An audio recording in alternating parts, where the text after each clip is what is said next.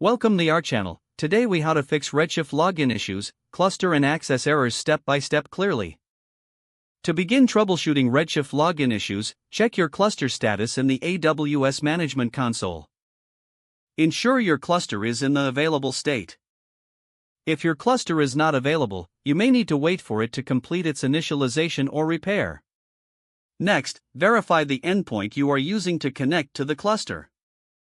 Make sure you are using the correct hostname and port number specified in the AWS console. Now, check your security group settings. Ensure that your IP address is whitelisted in the cluster's inbound rules.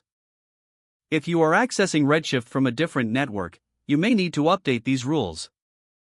Next, confirm that the database name and username you are using are correct. An incorrect database name will prevent successful login attempts. If you are using a password, ensure it is entered correctly with the right case sensitivity. Sometimes, password issues can arise when using password managers. If you continue facing issues, attempt to reset your password through the AWS Management Console. After resetting your password, try reconnecting to the cluster. If you are using a client application, ensure it is compatible with your Redshift version. Check for any updates for your database client to avoid connectivity issues. If applicable, review the additional configuration settings relevant to your client. In some cases, network firewalls can impede connectivity. If you suspect a firewall issue, consult your network administrator. You may also want to review your connection string for any discrepancies.